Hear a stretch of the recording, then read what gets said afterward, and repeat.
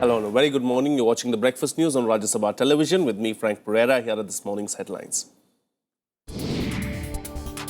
Prime Minister reviews progress of Sarva Shiksha Abhiyan, pitches for aptitude test for all students. Good news for users of debit and credit cards. Government proposes tax breaks on e-transactions. Weather plays havoc across India. Assam, Andhra and Telangana fight severe flooding as Bihar discusses how to fight drought-like conditions. An amicable deal to pull Greece from debt crisis soon after country's new proposal accepted by the international creditors.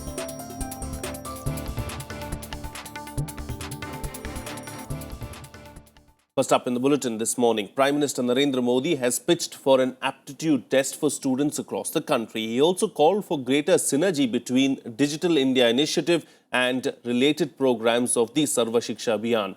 He made the observations while reviewing the progress of the Sarva Shiksha Abhiyan at a high-level meeting in Delhi.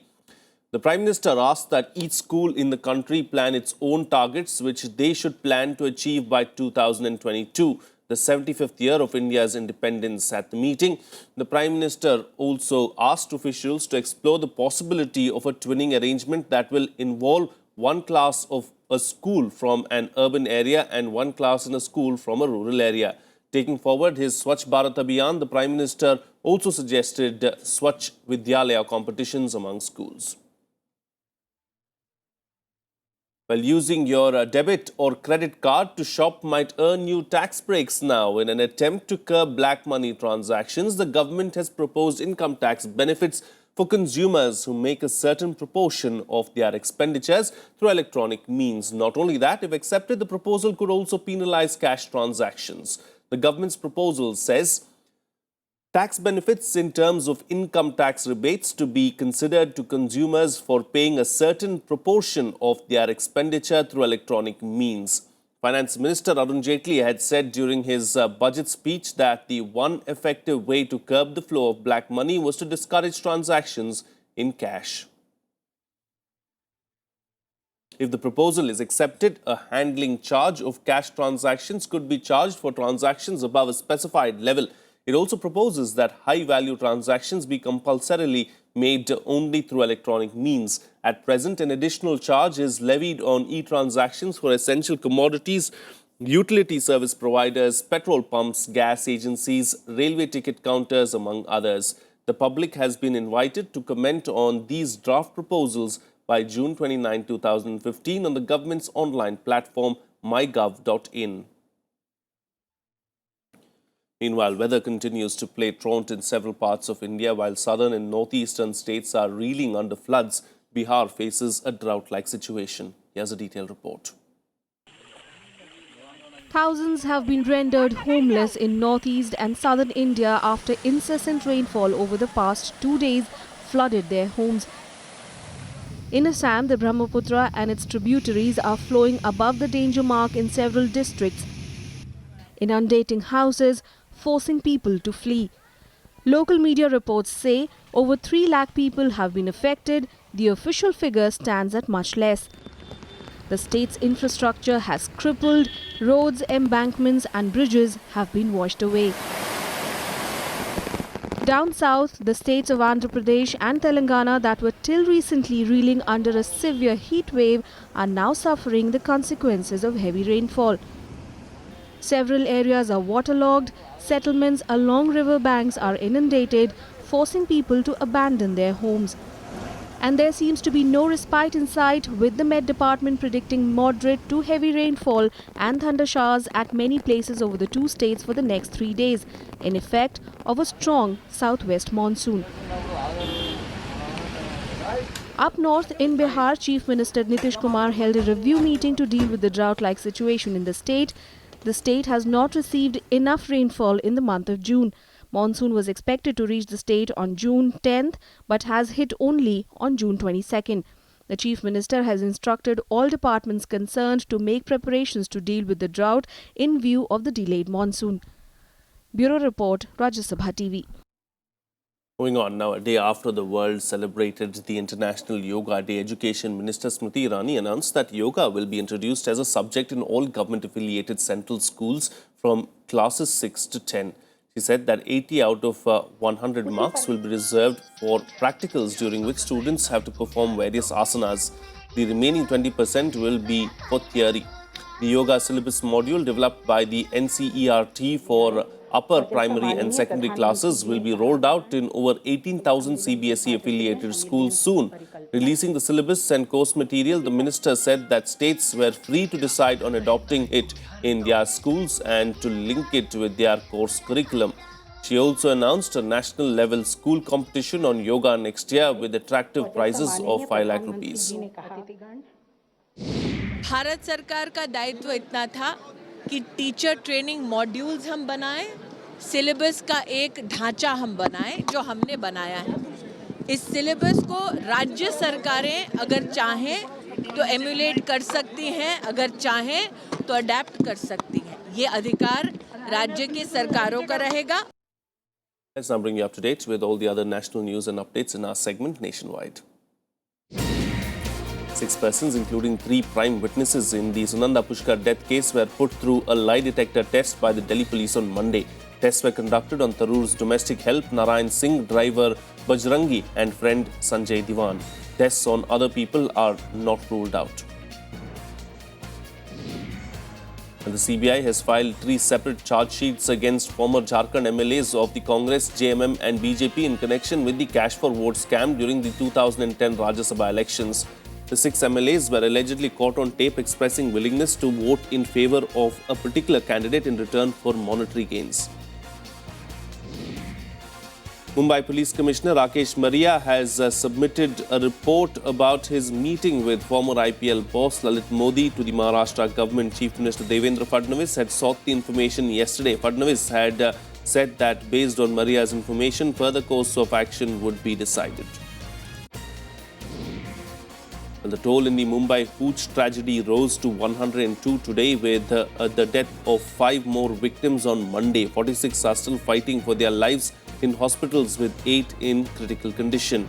So far, 7 persons have been arrested in the case, while 8 police and 4 excise officials have been suspended. Let's now bring you up to date with what to look for in the day today in our segment The Day Ahead. The budget session of the Delhi Assembly will start today. The budget will be presented on the 25th of June, while the economic survey will be tabled in the House a day prior to that. The session, which concludes on June 30th, will witness general discussions on the state budget and issues like power cuts and tariff hike. Meanwhile, Delhi BJP is planning a stir against the Aam Aadmi Party ahead of the budget session. The stir will be held at Vidhan Sabha over the alleged failures of the Arvind Kejriwal-led government and other issues, including the fake degree case. The BJP has accused the government of not fulfilling its poll promises of free water and reduced electricity bills. The 7th China-US Strategic and Economic Dialogue will take place in Washington, D.C. today. The S&ED will be co-chaired by Chinese Vice Premier Wang Yang and State Councillor Yang Jiechi, and US Secretary of State John Kerry and Treasury Secretary Jacob Lew. Regional and global issues, including territorial disputes among Asian nations in the South China Sea, are also on the agenda.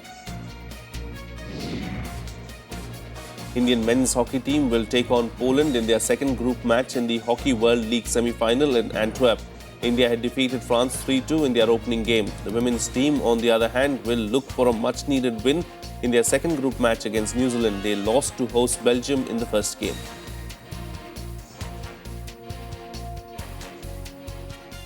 Well, it's time for a short break now, but international and sports news on the other side. Stay tuned. We'll be right back.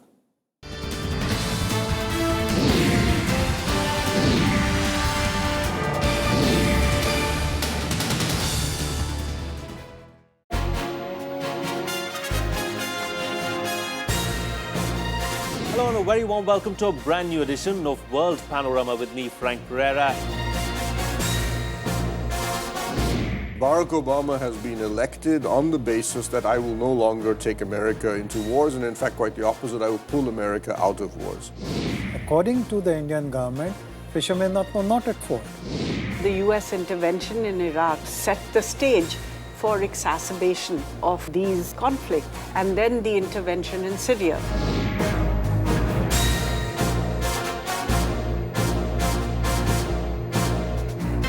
Watch World Panorama at these times on Rajya Sabha television.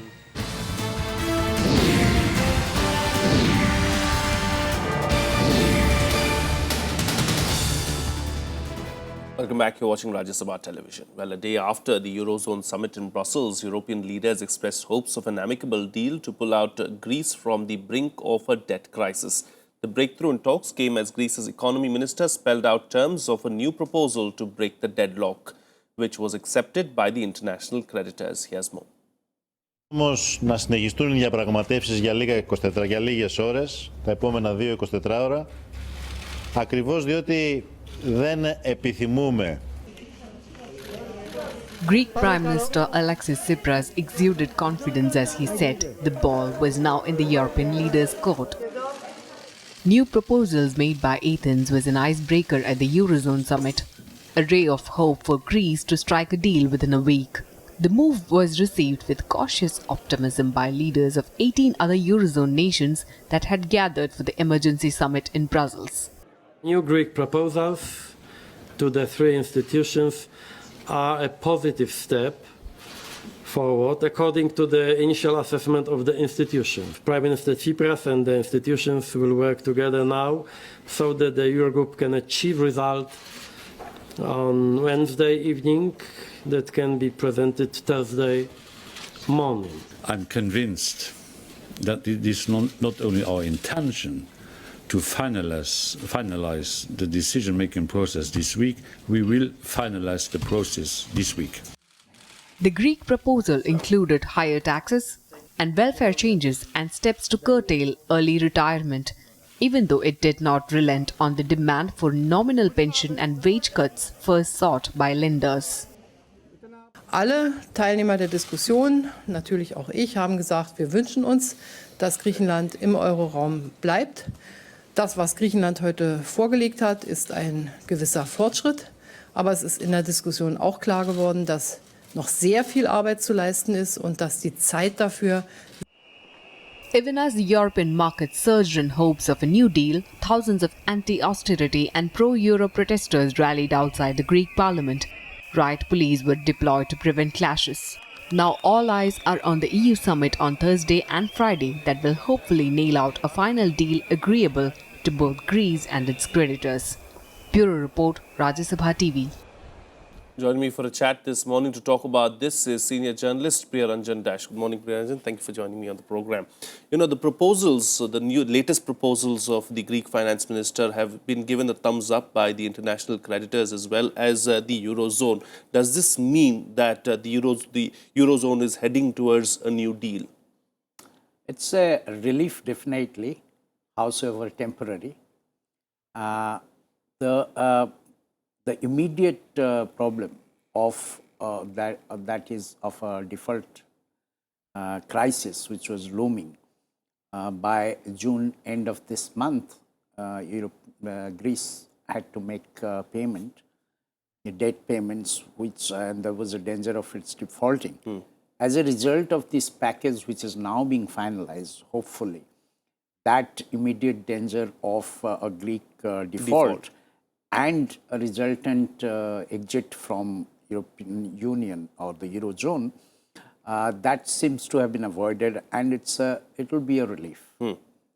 Now, whether it brings about a permanent solution to the huge debt crisis, not only Greece has, but several other Eurozone countries are facing, and the contagion effect that such crisis from time to time triggers on the global economy, especially on financial markets all over the world, including in India, that is still an open question. Because as we have seen since 2010, you've had the Greece crisis. And in 2010, there was a substantial impact on markets around the world and economies, global economy. And, there has been no permanent solution or no good or a solution to the problem, really. If anything, the problem seems to have worsened with the austerity package and the bailout package of 2010 entering its 5th year. One sees that the Greece economy has contracted almost a quarter. Unemployment rates are over 25%, in fact 28%. And, the basic structural fault in the Greek economy and even in the, in the euro arrangement in Europe seems to have not been addressed. Indeed. This needs to be addressed at the earliest, and the situation needs to improve soon, because what's going to happen otherwise, it's going to have a spiraling effect, isn't it? Because we saw, even with the recession, it was just the Lehman Brothers, in fact, who went into a major crisis. And after that, we saw a spiraling effect all over the world that led to the recession. So a similar situation prevails this time around too. Yes. In fact, after the Lehman crisis in 2008, when there was a semblance of stability that was returning to the global economy in 2010, the very Greece crisis triggered another contagion effect. So the world has to be wary of such crisis, erupting from time to time. In India especially, although our direct link with Greece is not very much in terms of the volume of trade or the two-way exchanges, except that Indians, increasingly like to travel to Greece as a tourist destination. Yes. And perhaps had Greece exited, or if it exits from Euro, then perhaps it would be cheaper for Indian travelers to be traveling, because the Greece currency, the subsequent Greece currency would be perhaps Indian earning in rupees will be in better position to spend. But other than that, it doesn't really, now in today's world, it doesn't really matter which corner of the world a crisis takes place and how big or insignificant that particular entity in terms of its economic power is. The financial markets are so interlinked and are driven so much by sentiments in the short term that even in a place like Greece, if there is a problem, then the world gets embroiled into a crisis. Indeed. All right. We'll have to leave it at that. Thank you so much for joining us with your perspective on this subject and putting things into perspective for us. Moving on now, the foreign ministers of Russia, Germany, France and Ukraine will meet in Paris today to discuss the Ukraine crisis. The meeting is expected to be a heated one, with the European Union extending economic sanctions against Russia. Russia hit back by extending its ban on the import of many agricultural products from the EU. An EU statement said that the decision was taken at a meeting in Luxembourg in response to Russia's destabilizing role in eastern Ukraine. The sanctions include limits to access on some financial markets, a ban on certain technologies, and exchanges between the bloc and Russia in energy and defense sectors. The sanctions that were enforced in July 2014 and were due to expire in July 2015 will now stay till the 31st of January 2016. But here's a quick wrap of all the other international stories this Tuesday morning. In a candid interview for a podcast, US President Barack Obama used the N-word to make a point that racism exists in America. The jarring comment comes as the country is engaged in a debate over the role of race in the Charleston shooting.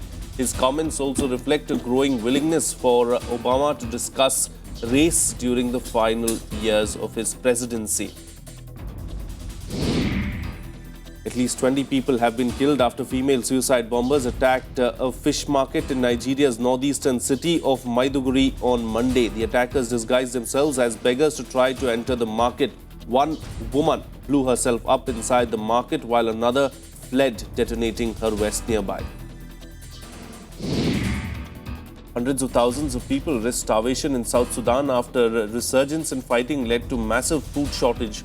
Violence has intensified in the country in the past few weeks. A World Food Programme emergency response team has started airdropping food items to hard-to-reach areas. The Al Jazeera reporter detained in Germany has been freed. German prosecutors confirmed the development even as Egypt sought his extradition. An Egyptian court sentenced him to 15 years in prison in absentia on torture charges. Al Jazeera says that the accusations against Mansour are absurd and false. Thousands of Ghanaians protested in their capital city after bulldozers razed homes and businesses in Akara to enable authorities to start widening a lagoon to prevent floods. Protesters burned tires and clashed with police as they tried to take control of the neighborhood.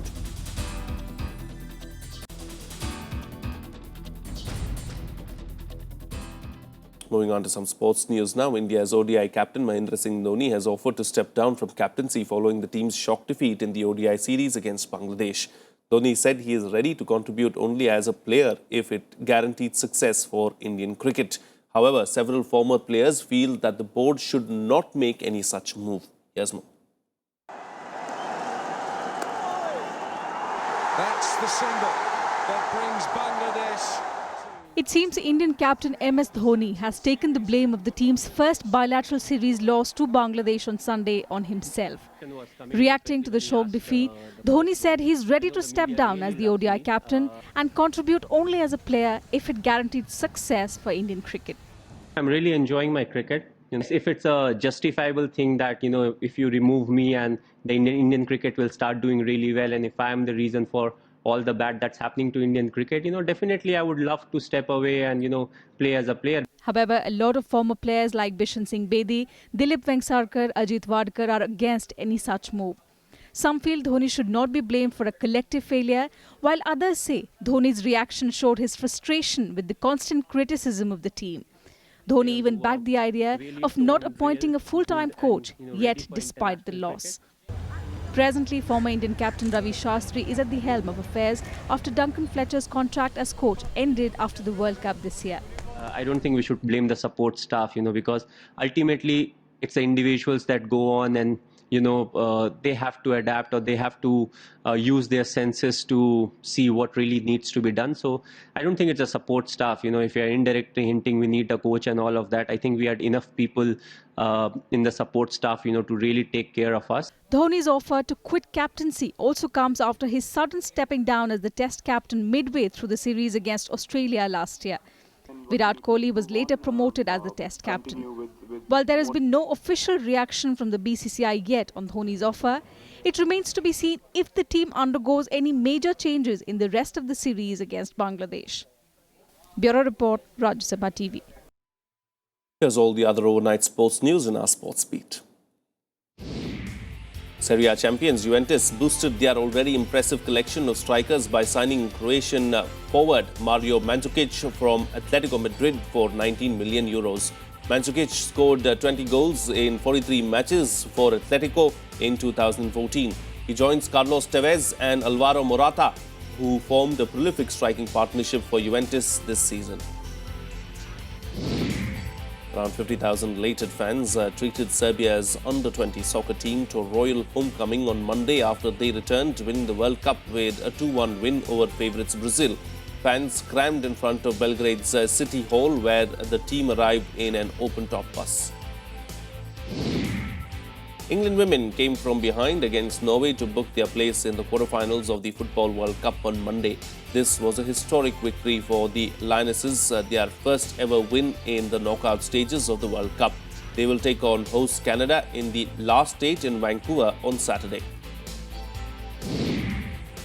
Brazil has decided not to appeal against a 4-match ban on Captain Neymar, even though it will rule him out of the rest of the Copa America tournament. Neymar was sent off at the end of Brazil's game against Colombia last Wednesday when he appeared to headbutt an opposing player.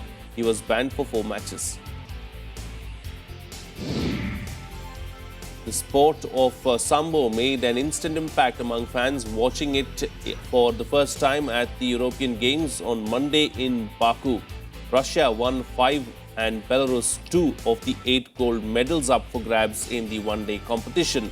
Sambo is a grappling art mixing judo and wrestling styles and popular in Russia and former Soviet republics.